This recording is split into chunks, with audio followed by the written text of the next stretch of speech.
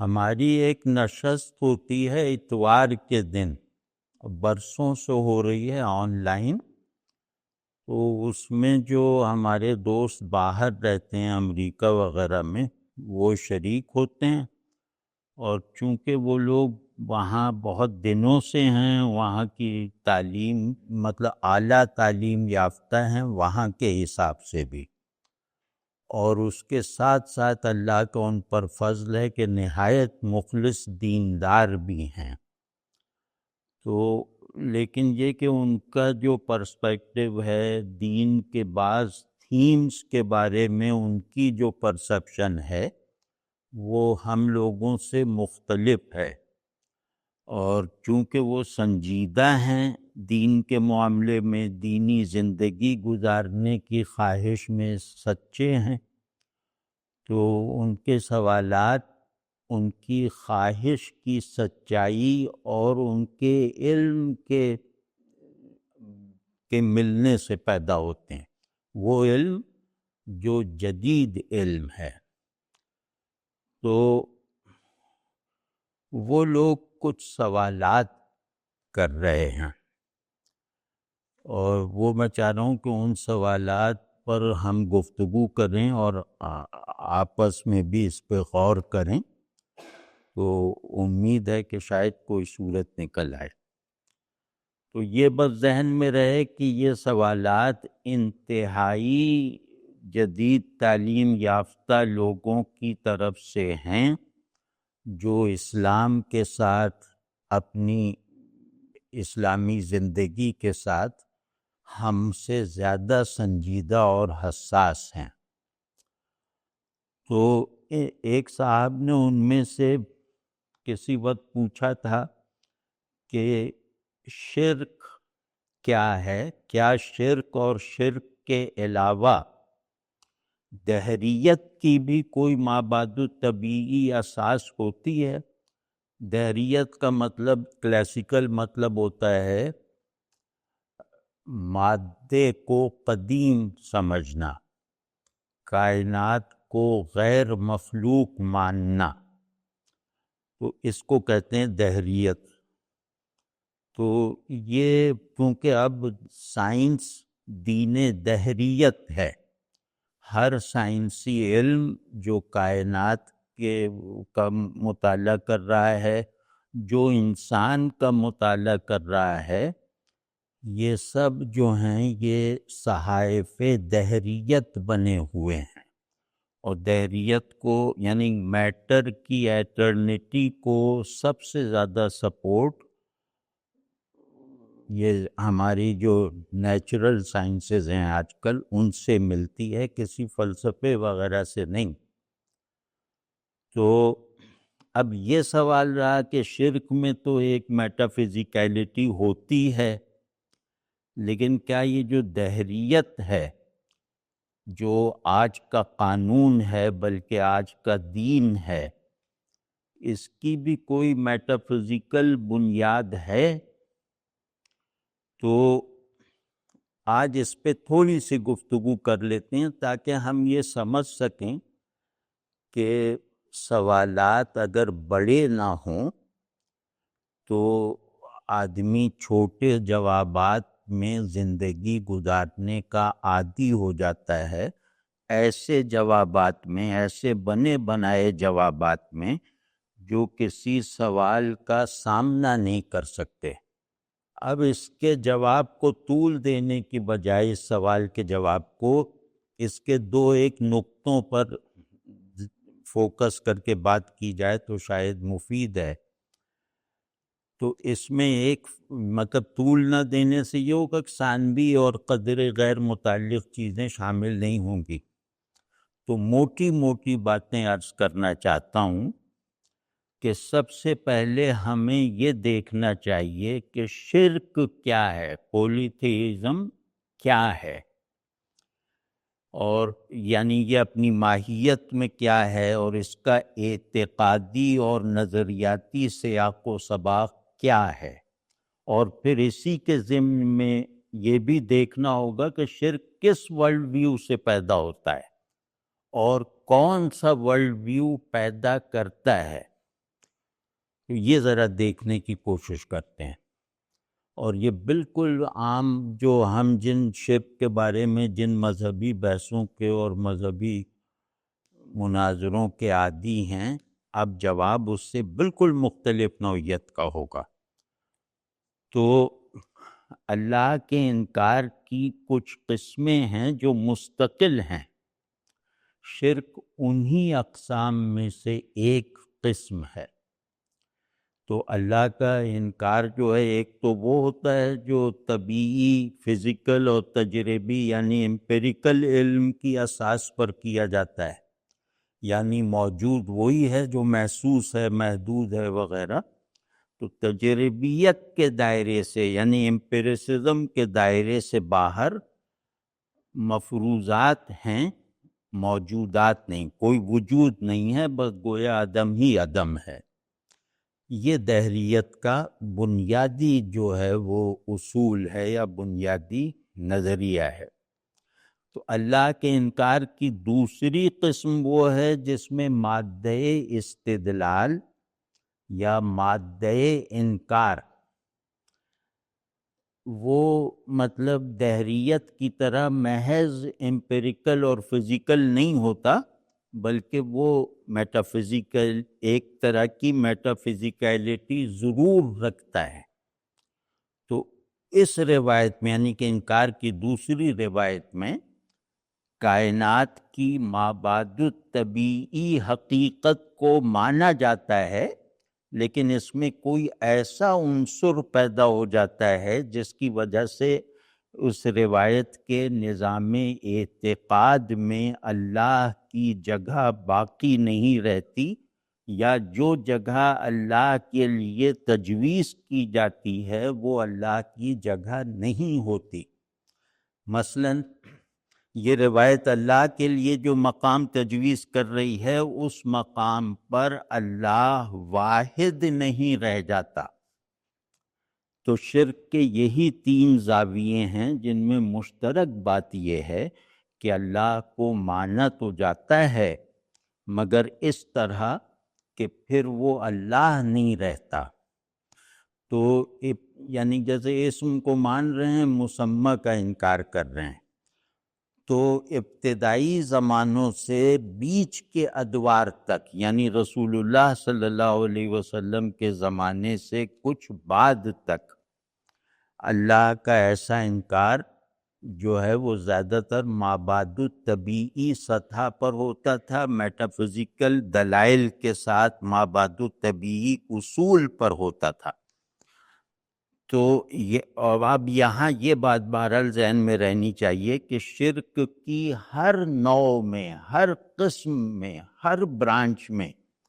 وجود الہ کا اقرار ہے مگر وحدت الہ کا انکار ہے. تو یہ بات شروع سے آخر تک ملحوظ رہنی چاہیے. تو خیر ہم جو عرض کرنا چاہ رہے تھے وہ یہ کہ اللہ کی وحدت کا انکار گویا اس کی ذات ہی کا انکار ہے. مطلب اللہ کی واحدیت اور اللہ کا وجود اس بات کی جہت سے یعنی ہاں کہنے کے زاویے سے یوں کہہ لیں کہ یہ دونوں ہم معنی ہیں. اس کی وحدانیت اور اس کا وجود یہ ہم معنی ہیں،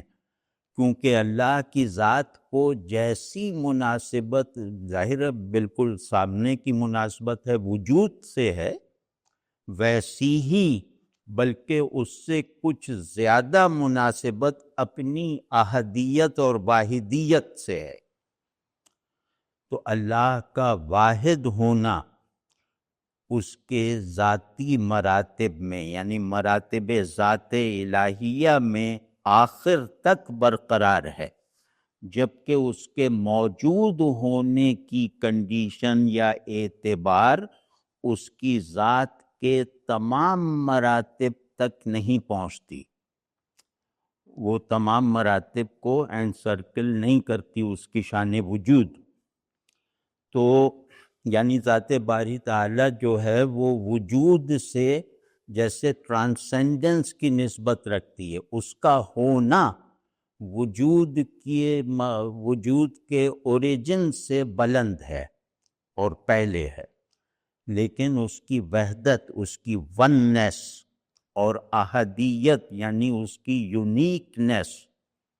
یہ اس کی ذات میں ہے، اور اسماء و صفات کے تمام حقائق کے لیے گویا یہ وحدت ذاتی جو ہے وہ ایک واحد بنیاد کی حیثیت رکھتی ہے۔ اور اللہ کو یہ تھوڑا سا ایک ٹیکنیکل بات ہے، لیکن اپنی روایت کو سمجھنا چاہیے کہ اللہ کو ماننے کی کوئی سطح ایسی نہیں ہو سکتی جو اس کی شان احدیت سے مشروط نہ ہو، اور دوسری طرف اللہ کو وجود سے بھی ماورا ماننا عقلاً ضروری ہے اور عملاً ممکن ہے، یعنی ذات الہیہ کی سب سے بنیادی اور مطلق مناسبت اپنی وحدت اور احدیت سے ہے، لہذا جیسے عرض کیا کہ اس کی وحدت کو نہ ماننا ایسا ہی ہے جیسے خود اس کو نہ ماننا۔ تو خیر یہ تو قدیم روایت کے سیاق و سباق میں تھا۔ اب جو ہے جس زمانے میں ہم ہیں وہ کلاسیکل شرک کا زور تو ٹوٹ چکا ہے، اور اس کی کچھ ٹوٹی پھوٹی صورتیں کہیں کونے خدرے میں رہ گئی ہوں تو کہہ نہیں سکتے، لیکن اس کا پھیلاؤ بڑی حد تک غائب ہو چکا ہے۔ لیکن وہ ورلڈ ویو جو شرک کو پیدا کیا کرتا تھا، یا یوں کہ دوسری طرح بھی صحیح ہوگا کہنا کہ یا جو جس نے شرک سے جنم لیا تھا آج بھی مؤثر انداز سے اپنا وجود برقرار رکھے ہوئے ہے، لیکن اس فرق کے ساتھ، مطلب ان وجود تو برقرار ہے مگر ایک بہت جوہری فرق کے ساتھ ہے کہ پہلے شرک جو تھا، کلاسیکی شرک جو تھا، وہ توحید سے متصادم تھا، اور اب توحید میں شامل ہو چکا ہے۔ یہ ہے وہ بات جو مذہبی ڈسکورس میں اب آنی چاہیے، حالات بدل گئے ہیں، اب آنی چاہیے یہ بات۔ تو پہلے مشرک اور مومن ایک دوسرے سے بالکل ممتاز تھے، مگر اب یہ امتیاز رفتہ رفتہ مدھم ہوتا جا رہا ہے۔ مطلب مدھم ہوتا جا رہا ہے، اس کا مطلب یہ کہ مومن سے شرک کی نفی کرنا مشکل ہو گیا ہے، اور مشرک سے جو ہے وہ الوہیت پر ایمان کے عنصر کو خارج کرنا دشوار ہو گیا ہے۔ تو اب کیونکہ شرک میں ایک مابعد طبیعی پن ہوتا ہے، میٹافزیکیلٹی ہوتی ہے، اور اس میں الوہیت کو مانا جاتا ہے، تو مشرک جو ہے نا وہ کچھ خداؤں کا بندہ ہوتا ہے، تو جہاں بھی بندگی کا عنصر غالب ہوگا وہاں میٹافزکس لازم ہے۔ تو مشرک بھی الوہیت کو مانتا ہے، لہٰذا اس کے اندر، شرک کے اندر، پولیتھیزم کے اندر ایک چیز سی ہوتی ہے جس کو استعمال کر کے یہ روایت ایمان کی روایت میں داخل ہونے کا ایک راستہ ڈھونڈ لیتی ہے۔ شرک کی روایت میں چونکہ مابعد طبیعی امور اور حقائق میں ایک شدت حضور ہوتی ہے، یعنی ایک بہت اسٹرانگ ویو آف پریزنس ہوتی ہے، تو اس لیے اس روایت کا، یعنی کسی اندیکھے وجود کی پریزنس جس روایت کا خاصہ ہے، تو وہ جو ہے، وہ روایت جو ہے اس کا تعلق باللہ کے دائرے میں ایک نفسیاتی رخ سے داخل ہو جانا ممکن ہے، جیسے وہ غالب کا شعر ہے نا کہ وفاداری بشرط استواری اصل ایمان ہے، مرے بت خانے میں تو کعبے میں گاڑو برہمن کو۔ تو یہ نفسیاتی رخ سے داخل ہونے کا ایک جیسے منظر ہے۔ تو انسان کی ہم سب جانتے ہیں کہ انسان کی نفسیاتی ساخت کچھ ایسی ہے کہ اللہ کو اس کی پیور ٹرانسینڈنس اور اس کی ہڈننس، اس کے غیاب کے ساتھ مان لینے کے باوجود اسے دیکھنے اور اس کے حضور میں رہنے کی تمنا کمزور نہیں پڑتی۔ یہی تمنا اگر ضد کی صورت اختیار کر لے، اصرار کی شکل میں ڈھل جائے، تو شرک کی دیمک کو ایمان کے درخت میں جگہ بنانے کا، گھسنے کا راستہ مل جاتا ہے، اور عین ممکن ہے کہ مالی جو اس درخت کا مالی ہے، یعنی وہ شخصیت کا جو مالک ہے، وہ اس ساری کارروائی سے بالکل بے خبر رہے کہ جس درخت کی دیکھ بھال میں کر رہا ہوں، جسے میں نے اگایا ہے، جسے میں پانی دیتا ہوں، اس میں اس درخت کے دشمن داخل ہو چکے ہیں، وہ بھی ممکن ہے بے خبر رہے۔ تو یعنی آدمی شرک کا قصد کیے بغیر اس روایت کی بعض تاثیرات کو اپنے اندر انجانے طور پر بھی جذب کر سکتا ہے۔ یہی وہ چیز ہے جو شرک کی روایت کو بہت بڑی حد تک مسترد ہو جانے کے بعد بھی برقرار رہنے میں مدد فراہم کرتی ہے۔ تو شرک کا جو رد ہے، یعنی شرک کی تردید جو ہے، وہ تو ظاہر ہے کہ ذہنی اور ارادی سطح پر ہے، ایسا ہی ہوتا آیا ہے، مگر اس کی تاثیر کی جو در و بست ہے، تانا بانا ہے، وہ وجودی، نفسیاتی اور احوالی ہے، جس کی طرف ذہن اور ارادے کو متوجہ ہونے میں اگر کامیابی ہو بھی جائے تو اس وقت تک خاصی دیر ہو چکی ہوتی ہے۔ تو اجتماعی اسکیل پر بھی شرک ایمانی ورلڈ ویو کا بہت بنیادی حصہ بننے میں کامیابی حاصل کر لیتا ہے۔ یہ مطلب بہت زیادہ فکر کرنی چاہیے کہ یہ جو ہے، یہ شرک جو ہے، وہ خدا، انسان اور کائنات کے بارے میں مسلمہ تصورات اور ان کی فارمز کو، ان کی ایکسٹرنلائزڈ فارمز کو چھیڑے بغیر ان کے معنی بدل دیتا ہے، اور ان کی معنویت میں، ان کی سگنیفیکنس میں، ان کی میننگ فلنس میں ایسی تبدیلی لے آتا ہے کہ زمزم کے لیے بنائے گئے پیالوں میں شراب بھر دی جاتی ہے، اور ان پیالوں سے سیراب ہونے کا معمول رکھنے والوں کو اس تبدیلی کا پتہ بھی نہیں چلتا۔ تو یہ مطلب اتنی ہولناک صورتحال ہے، اور یہ صرف قیاس یا تصور نہیں ہے، یہ خارج میں موجود ہے۔ تو اب یہاں بیچ میں ایک بات کہنا چاہتا ہوں، جس سے شاید آگے جو بات کرنی ہے وہ آسان ہو جائے، یعنی اسے کرنا آسان ہو جائے۔ وہ بات یہ ہے کہ شرک میں یہ چیز بھی بہت بنیادی حیثیت رکھتی ہے کہ یہ ایک باقاعدہ تصور انسان دیتا ہے،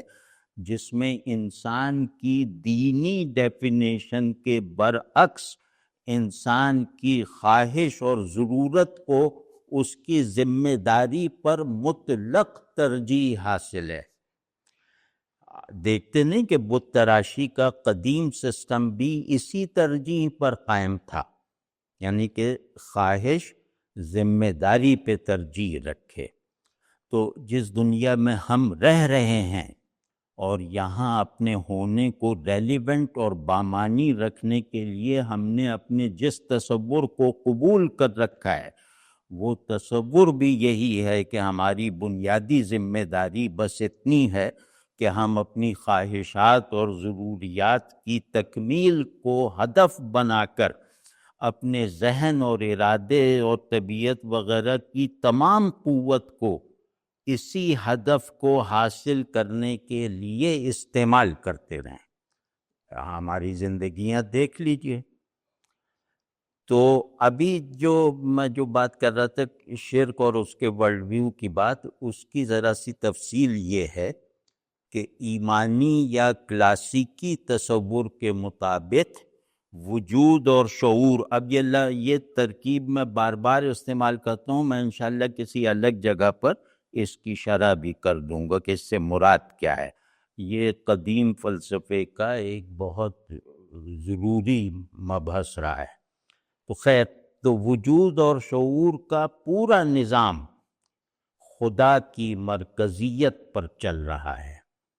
خدا کی مرکزیت کا مطلب یہ ہے کہ انسان اور کائنات کے بارے میں بننے والے تمام تصورات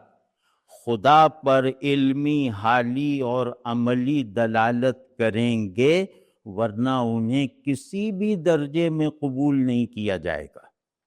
ہر علم خدا کی معرفت پر تمام ہوگا، اور وجود کی مجموعی حرکت اگر خدا سے اور خدا تک نہیں ہوگی تو یہ معدومیت کے بہاؤ سے زیادہ کچھ نہیں ہے۔ تو مثلا فرض کر لیں کہ وجود جو ہے وہ ایک حال ہے، ایک حال کا کنٹینر ہے جس کو اصطلاح میں کہتے ہیں محل ہے، اور شعور کو ایک خیال کا ظرف تصور کر لیا جائے تو یہ کہا جا سکتا ہے کہ ایمانی یا کلاسیکی تناظر میں یہ ایک حال اور یہ ایک خیال خدا کا حضور اور خدا کا دھیان ہے، خدا کا مستقل تصور ہے۔ جدیدیت نہیں، یہاں میں جدیدیت وہ ٹیکنیکل معنوں میں نہیں استعمال کر رہا ہے، یہاں جدیدیت کا یہ وہ جدیدیت ہے جو سمجھیں کہ جدید تعلیم وغیرہ، جدید تہذیب وغیرہ، اس کی فلسفیانہ جہت مراد نہیں ہے۔ تو جدیدیت نے جدید کنڈیشنز آف نالج اور کنڈیشنز آف بینگ، اس اصلی حال اور خیال کو خدا سے کاٹ کر آدمی اور دنیا سے منسوب کر دیا۔ ہمارے موضوع کے لحاظ سے، ہمارے پرسپیکٹو میں، یہ بھی شرک کی وہ قسم ہے جس نے قدیم زمانوں میں شاید ظہور نہیں کیا تھا۔ قدیم زمانوں میں خود کو انسٹیٹیوشنلائز نہیں کیا تھا۔ تو سب جانتے ہیں، جس کو بھی تاریخ کا ذرا بھی پتہ ہے، کہ قدیم شرک میں آبجیکٹیویٹی یعنی معروضیت زیادہ تھی، اور آج کے شرک میں سبجیکٹیویٹی کا غلبہ ہے۔ قدیم شرک میں خدا کے آئیڈیا کو خدا کی فارمز میں یعنی خدائی کی الوہیت کی فارمز میں صرف کیا جاتا تھا جو مجھ سے باہر ہوتی تھی، جبکہ جدید شرک آئیڈیا آف گاڈ یا آئیڈیا آف ڈیوینٹی کو ایک آرکیٹائپ کے طور پر برقرار تو رکھتا ہے، مگر اس میں سے خود خدا کو خارج کر دیتا ہے اور اس کی جگہ، خدا کی جگہ آدمی کو دے دیتا ہے۔ تو انسان کو مطلب جدیدیت کا یہ عام چلن ہے نا، چاہے وہ مذہبی جدیدیت ہو، کہ انسان کو ہر چیز کا واحد اور حتمی معیار بنا لینے کا جو عمل آج کے آدمی اور دنیا کی تعمیر کا بنیادی گارہ ہے، اسی پر غور کر لیں تو واضح ہو جائے گا کہ خدا کے آئیڈیا کو کس طرح انسانی بنا دیا گیا، کس طرح اینتھروپومارفزم کو بالکل مٹیریلٹی کے میں ضم کر دیا گیا۔ تو مختصر یہ کہ پہلے انسان جو تھا وہ مختلف آبجیکٹس کو خدا کا شریک ٹھہراتا تھا، اور وہ آبجیکٹس ہوتے تھے، مطلب اس سے باہر ہوتے تھے، تصورات نہیں ہوتے تھے۔ تو اب جو آج کا آدمی ہے یہ خود اپنے آپ کو خدا کا شریک، بلکہ شریک غالب، بلکہ شریک قابض بنا رہا ہے، اور اسی بنیاد پر اپنے اندر اور باہر کی دنیا کا نظام چلا رہا ہے۔ آپ دیکھتے نہیں ہیں کہ تمام علوم کے جو اہداف ہیں یا اب جو نئی چیزیں آ رہی ہیں آرٹیفیشل انٹیلیجنس وغیرہ، یہ آدمی کو خدا کی جگہ بٹھانے کی کوششیں ہی ہیں کہ موت پر غالب آنا ہے، اس پہ غالب آنا ہے، اس پہ حاوی ہونا ہے وغیرہ۔ تو کبھی انشاءاللہ موقع ملا تو اس بات پر بھی گفتگو کریں گے کہ انسانی جو اٹانومی اور اختیار ہے، وہ انسانی جو اٹانومی اور کائناتی جو آٹومیشن کے پولز پر، بیلنسنگ پولز پر قائم جدید عالم وجود اور جہان شعور کن زاویوں سے قدیم شرک کا ایک غیر مذہبی، غیر معبود طبیعی تسلسل ہے۔ قدیم شرک جیسا بھی تھا بہرحال مذہبی تو تھا۔ جدید روایت شرک نے مذہبیت کا پردہ بھی چاک کر دیا،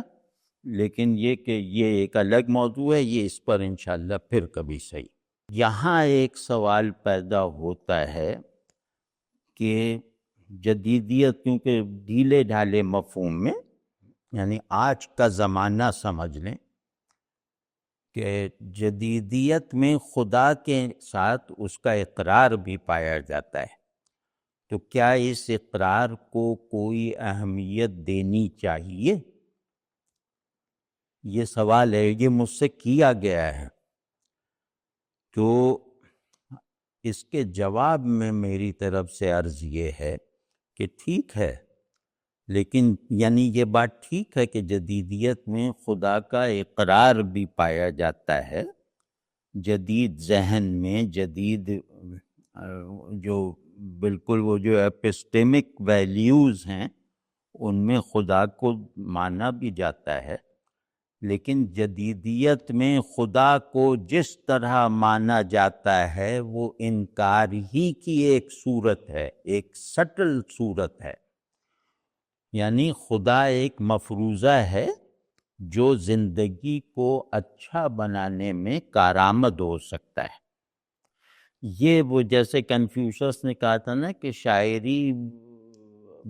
کوئی بری چیز نہیں ہے، اس سے بچوں کو پرندوں کے نام یاد ہو جاتے ہیں۔ اب اس نے شاعری کی اس طرح تحقیر کی ہے۔ تو جدیدیت سے بننے والے ذہن میں مذہب کا سارا رول جو ہے وہ انسان کی خواہشات کو ایک مثبت رخ سے ایک اخلاقی بنیاد پر پائے تکمیل تک پہنچانا۔ تو یہ وہ درجہ اس بات ہے جو جدیدیت سے بننے والی دنیا کے کچھ ہی گوشوں میں پایا جاتا ہے، پوری جدید دنیا کا یہ مذہب نہیں ہے۔ تو اسی سے آپ اندازہ کر لیں کہ خدا کو اس طرح ماننا کیا حیثیت رکھتا ہے، یعنی خدا کو مفروضے کے طور پر مان رہے ہیں اور اسے خدا بننے کی اجازت نہیں دے رہے۔ تو ہمارے نزدیک، اور یہی جو ہمارا یہ جو پرنسپل پرسپیکٹیوز میں سے ایک ہے، یہی ہماری حفاظت کر سکتا ہے اب کہ انسان اخلاقی وجود ہے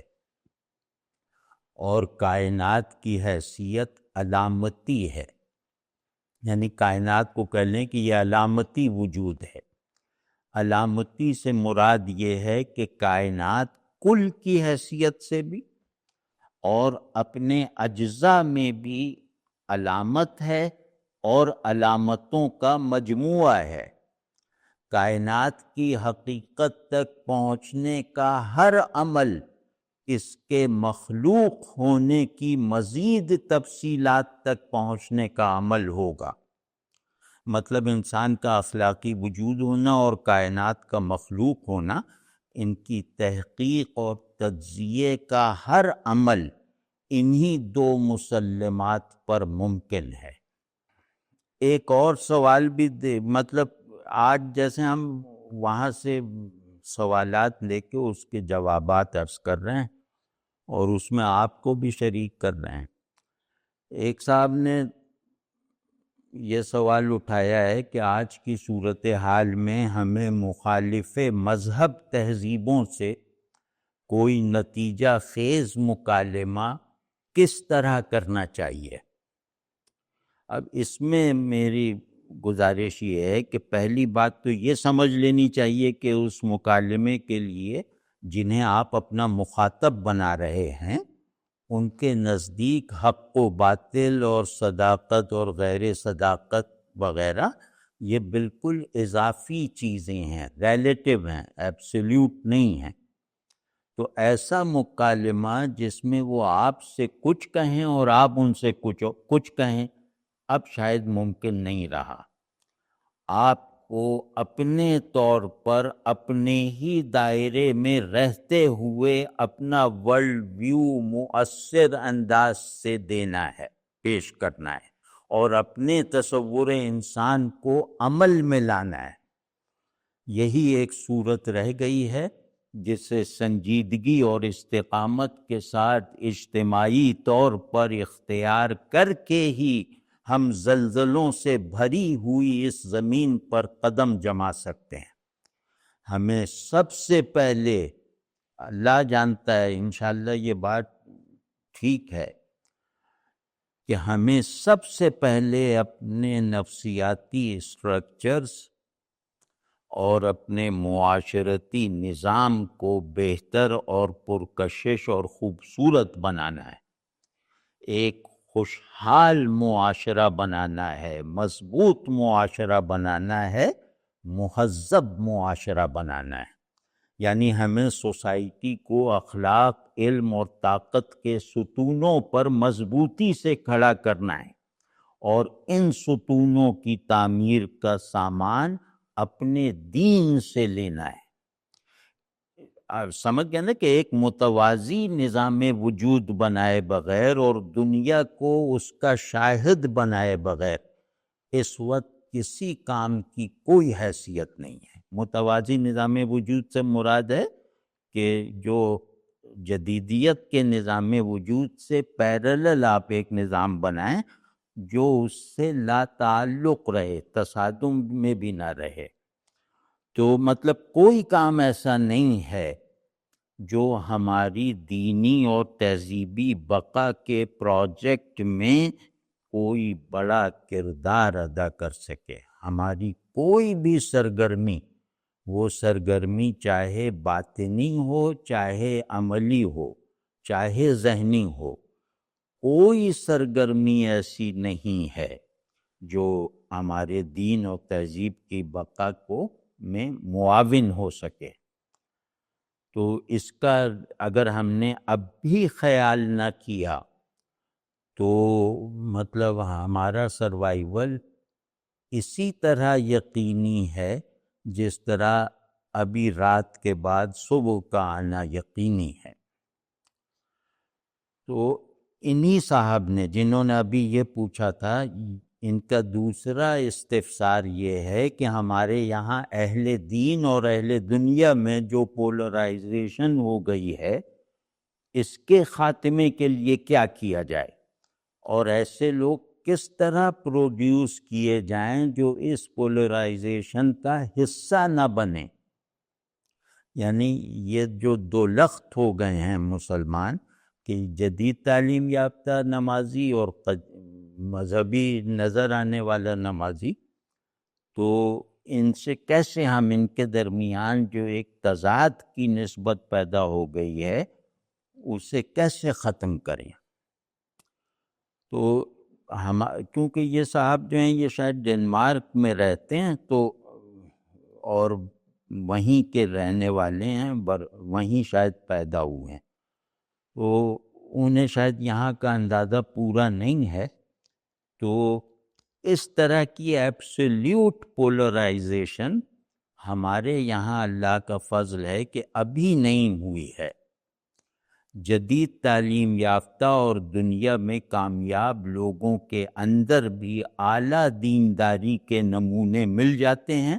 اور اسی طرح مذہبی طبقات میں یعنی علماء اور دیندار عوام میں بھی کئی لوگ پائے جاتے ہیں جو دنیا اور انسان کی بڑی سمجھ رکھتے ہیں اور دین کو ناموافق علمی اور عملی صورتحال میں بھی زبان اور عمل سے پیش کرنے کی صلاحیت رکھتے ہیں۔ البتہ ہاں ایک کمی ضرور ہے کہ جدید لوگوں کی یعنی جدید مسلمانوں کی اکثریت ذہن اور مزاج کی دینی تشکیل کی خواہش اور کوشش میں پیچھے ہے، اور دوسری طرف دین کی تبلیغ اور ترجمانی کرنے والے روایتی حضرات میں بہت سے ایسے ہیں جو جدید لوگوں کو خیر خواہی اور ضروری احترام کے ساتھ مخاطب کرنے کا رویہ نہیں رکھتے۔ اب اس کا ایک سبب تو نفسیاتی اصطلاح میں دین سے محبت ہے، یعنی ان کی اس ذرا سا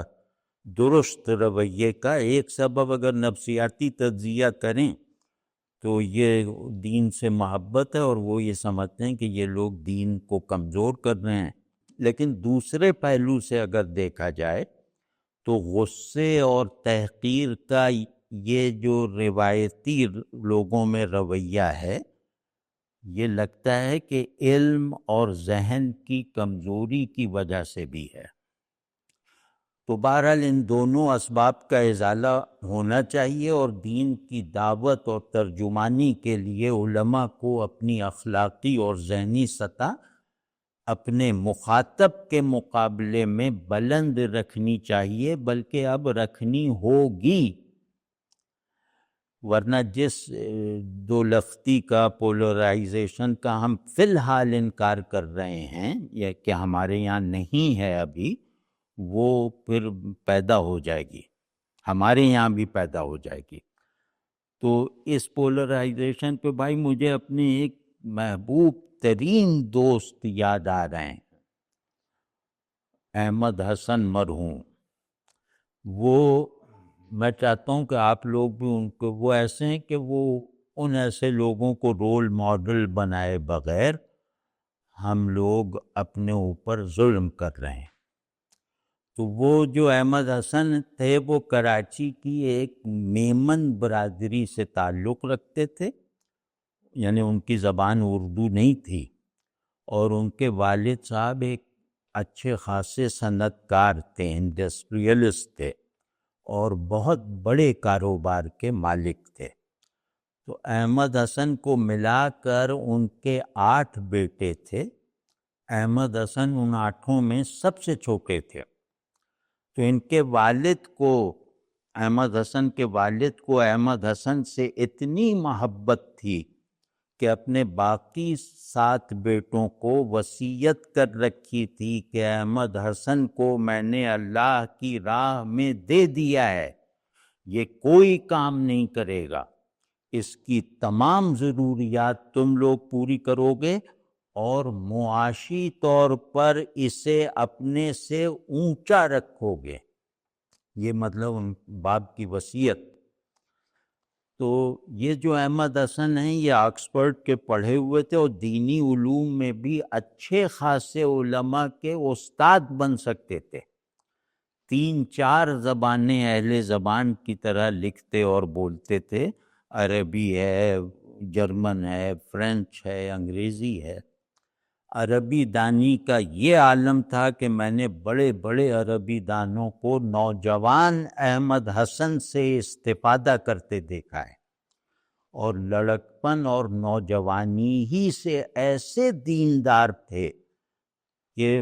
مطلب میرا تاثر یہ ہے کہ اگر یہ حضرت عبداللہ ابن مبارک رحمۃ اللہ علیہ کے زمانے میں ہوتے تو وہ بھی ان پر فخر کرتے۔ تو بہت امیر گھر کے تھے اب تو، لیکن اس کے باوجود طبیعت میں زہد ایسا تھا کہ کیا بتاؤں، میں نے بڑے بڑے لوگوں کی زیارت کر رکھی ہے الحمدللہ، تو ان حقیقی معنوں میں بڑے لوگوں میں بھی 2 ایک ہی اس معیار زہد پر نظر آئے ہیں جو احمد حسن مرحوم کا اسلوب زندگی تھا. میں مطلب کیونکہ بے تکلف تھا ان سے، میں کبھی کبھی ان سے مذاق میں کہا کرتا تھا یہ سب لڑکپن اور نوجوانی کی باتیں ہیں. تو میں ان سے مذاق میں کہا کرتا تھا کہ حضرت جنید بغدادی اور حضرت بایزید بستامی تمہیں دیکھتے تو تمہیں جیسے بیعت کے کلمات پڑھواتے ہی اپنی جانشینی دے دیتے. تو وہ مطلب ان سے یہ بات مذاق میں بھی کہی جا سکتی ہے اور سنجیدگی سے بھی کہی جا سکتی ہے. تو بہرحال ان کے والد پاکستان سے ارلی 70s میں اب پاکستان سے اپنا سارا کاروبار وغیرہ سمیٹ کر کینیڈا منتقل ہو گئے. کینیڈا منتقلی کے وقت احمد حسن کی عمر 30 برس سے کم رہی ہوگی. تو احمد اور یہ کینیڈا اور فرانس دونوں ملکوں میں رہتے تھے، اور والد کی وصیت یا حکم کے مطابق ہر معاشی مصروفیت سے ان کے انتقال کے بعد احمد حسن کو ان کے بھائیوں نے فارغ رکھا، آزاد رکھا. بس تبلیغ دین کا کام کرتے تھے، اور طریقہ کار یہ تھا، یہ ذرا سب غور سے دیکھیے، کہ کسی شعبے کے کسی بڑے آدمی سے ملاقات کا وقت لیتے تھے اور پھر اس کے ساتھ ملاقاتوں کا ایک سلسلہ شروع ہو جاتا تھا. 10-15 یا کچھ اس طرح کی تعداد میں ملاقاتوں اور مکالموں کے بعد ایسا کم ہوتا تھا کہ وہ شخص اسلام نہ قبول کرے. ان کا انداز یہ تھا کہ مثلاً ایک صاحب کسی بڑی یونیورسٹی میں شعبہ فزکس کے سربراہ ہیں، ان سے وقت لے کر ملے اور پھر ایک تعلق پیدا کر لیتے تھے ان کے ساتھ. کچھ اور کوئی مذہبی بات پہلی ملاقات میں نہیں کرتے تھے. تو کچھ ملاقاتوں اور گفتگوؤں کے بعد وہ پروفیسر صاحب خود کہہ اٹھتے تھے کہ احمد حسن فزکس تم مجھ سے زیادہ جانتے ہو. یہی حال دیگر علوم مثلاً فلسفہ اور لسانیات وغیرہ کے ماہرین کا ہوا کرتا تھا، یعنی کینیڈا اور فرانس میں. تو اس ڈھب سے انہوں نے اس سطح کے کوئی 300 آدمی مسلمان کیے، اور یہ کارنامہ اس حال میں انجام دیا احمد حسن نے کہ بولنے سے گھبراتے تھے، مطلب وہ کوئی بہت خطابت نہیں کر سکتے تھے، اور گفتگو میں جیسے لکنت سی تھی، اتنا اٹکتے تھے کہ ایک فقرے میں بھی لفظوں کی ترتیب الٹی سیدھی ہوتی تھی. 5-7 جملوں سے زیادہ ان سے بولے ہی نہیں جاتا تھا، اور وہ بھی بالکل بے کشش انداز میں، جیسے انہیں کوئی دلچسپی نہیں بولنے سے، بالکل بے کشش. اور اصل میں یہ ان کا علم اور اس سے بڑھ کر اخلاص تھا، جس کی بدولت ان کے 4 ٹوٹے پھوٹے فقرے 4 کتابوں پر بھاری ہوا کرتے تھے. لیکن اگر آپ جیسے میں ایک مثال دیتا ہوں کہ ہائیڈگر ایک زمانے میں ہم لوگ نوجوان تھے، یہ 71 کا واقعہ ہے. تو ہائیڈگر اس زمانے میں ایک فیشن بن گیا تھا، کم از کم کراچی کی حد تک. تو ہائیڈگر انتہائی مشکل ہے، اسے پڑھنا ہی ایک عذاب ہے. تو وہ اس پر بہرحال بحثیں چھڑی رہتی تھیں.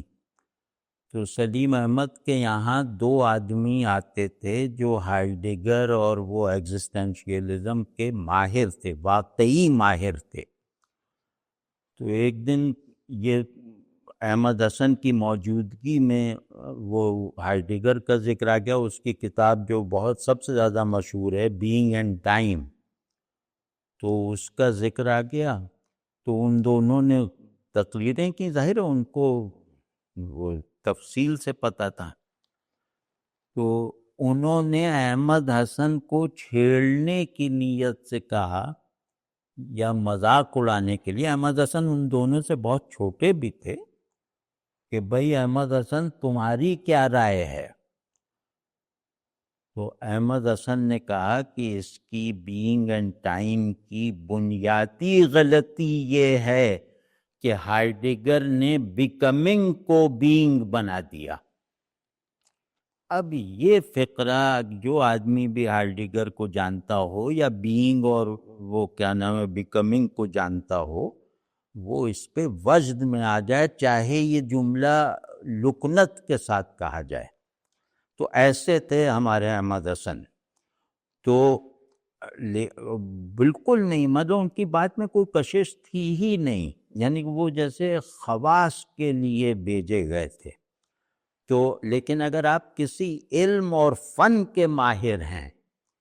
تو اس علم اور فن سے متعلق احمد حسن کے چند ٹوٹے پھوٹے جملے بھی آپ کو ان کی دست بوسی پر مجبور کر دیتے تھے۔ تو ایسے آدمی تھے وہ، اور یہ سب نوجوانی کی باتیں ہیں ان کی،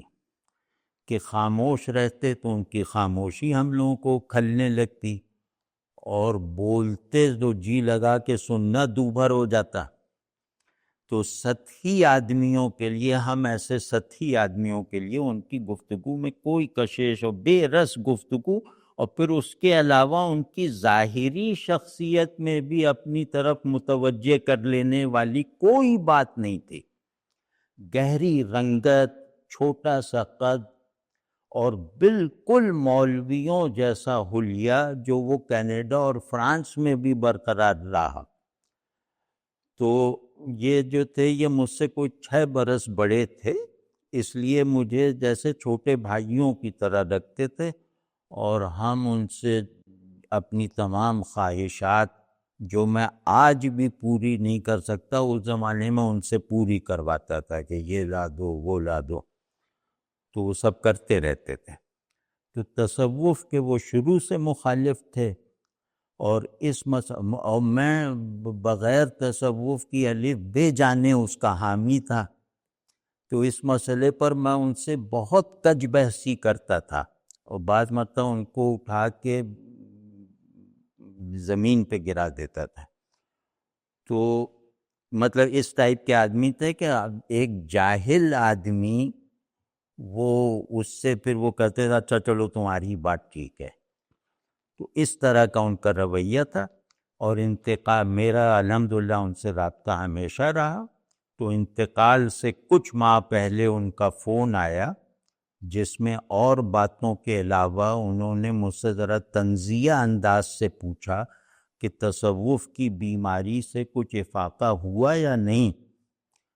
تو جواباً میں نے انہیں چھیڑنے کے لیے کہا کہ تم لاہور تو آؤ، یہاں سے تم مرید بن کر ہی جاؤ گے، یہاں سے بیعت کر کے ہی جاؤ گے۔ تو بہت ہنسے اور کہنے لگے کہ تصوف کے ساتھ ساتھ تمہاری بے مروتی بھی ویسی ہی ہے۔ تو بھلا یہ کہنے میں کیا حرج تھا کہ تم لاہور آ کر مجھ سے بیعت لے کر ہی جاؤ گے، مطلب مرید ہی بنانا ہے تصوف پر قائل کر کے، پیر نہیں بناؤ گے؟ بڑے مطلب بہت زبردست۔ تو خیر ان کا ذکر انشاءاللہ کسی نشست میں موضوع ان کو بنا کے کروں گا، لیکن بس کیا کہوں، 2 شعر یاد آتے ہیں، اور یہ 2 شعر جیسے پرانے شاعروں نے احمد حسن کے لیے کہتے، تو وہ جیسے میر کا ہے نا کہ 1 2 ہوں تو سحر چشم کہوں، 1 2 ہوں تو سحر چشم کہوں، کارخانہ ہے وہاں تو جادو کا۔ اور اس سے بھی بڑھ کر نظیری کا ایک شعر ہے جو اللہ جانتا ہے کہ جب بھی ذہن میں آتا ہے تو احمد حسن نظروں کے سامنے گھومنے لگتے ہیں کہ فرق تاب قدم ہر کجا کے می نگرم، کرشمہ دامن دل می کشد کے جا ان جاست، کہ میں آپ سر سے پاؤں تک انہیں، جہاں بھی میری نظر سر سے پاؤں تک ان پر پڑتی ہے، یعنی سر سے لے کر پاؤں تک میری نظر ان پر جہاں بھی پڑتی ہے تو وہاں ایک کرشمہ ہے، ایک جادو ہے جو دل کا دامن پکڑ کے کھینچتا ہے کہ بس یہیں رک جا، یعنی ہر کمال مکمل تھا ان کا۔ اور احمد حسن مطلب واقعی ایک کرشمہ زار تھے، وہ کرشمات کا کھیت تھے۔ تو خیر مطلب یہ کہ ابن احمد حسن کی مثال اس لیے بیچ میں آ گئی کہ اس سے ہمیں یہ سمجھنے میں آسانی ہو جائے گی کہ اگر آپ کارآمد آدمی ہیں تو کوئی خاص حلیہ آپ کے کام میں رکاوٹ نہیں بنتا۔ احمد حسن تو بھائی کاندھے پر رومال ڈالے رکھتے تھے اور وہ ہوائی چپل پہنتے تھے، تو انہیں تو کسی پروفیسر اور پتہ نہیں ڈاکٹروں سے ملتے تھے بڑے بڑے وہاں پر، تو کسی نے ان سے یہ نہیں کہا کہ تم یہ کس حلیے میں مجھ سے ملنے آ جاتے ہو۔ اور میرا بھی تجربہ ہے کہ میری داڑھی ٹوپی حلیہ جو ہے یہ مجھے جینز پہننے والوں کے درمیان بھی اجنبی نہیں بناتا، کیونکہ مجھے بھی پتہ ہے اور انہیں بھی احساس ہے کہ ہم ایک دوسرے کے خیر خواہ ہیں۔ یقین رکھیں کہ اکثر لوگ آپ کا حلیہ نہیں دیکھتے، وہ تو بس یہ دیکھتے ہیں کہ آپ ذہنی طور پر اور اخلاقی سطح پر اور جمالیاتی لحاظ سے ان کے مقابلے میں بہت زیادہ پسماندہ تو نہیں ہیں، اور ان کی مخالفت میں کسی جاہلانہ ہٹ دھرمی میں مبتلا تو نہیں ہیں۔ تو اگر جدید ترین لوگوں کو بھی یہ معلوم ہو جائے کہ آپ انہیں کچھ سکھا سکتے ہیں یا ان سے کچھ سیکھ سکتے ہیں، تو ان کے رویے میں آپ کے لیے کوئی غیریت نہیں ہوگی۔ یہ میں تجربے کی بات کہہ رہا ہوں۔ تو ہمارے جو موجودہ مذہبی طبقات، خصوصاً عوام میں جو مذہبی ظواہر پر زور ہے،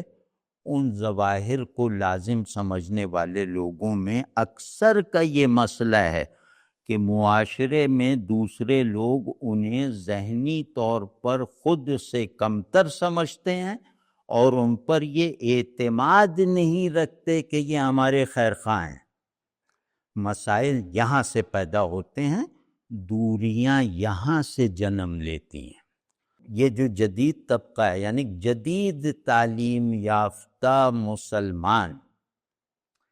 یہ ہمارے معاشرے کی یعنی دین کے مطلوبہ معاشرے کی تشکیل میں ہم سے زیادہ حصہ لے سکتے ہیں۔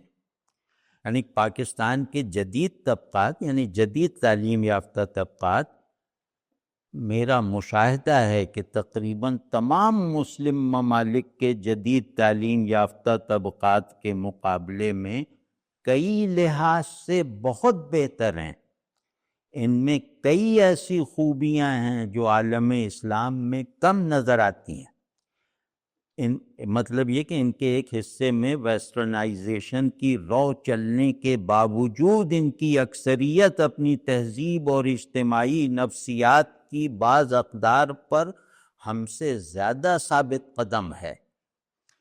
بڑوں کا ادب اور چھوٹوں پر شفقت کی جو بنیادی ترین معاشرتی قدر ان طبقات میں، جدید تعلیم یافتہ طبقات میں آج بھی ایک قابل اعتبار حد تک برقرار ہے،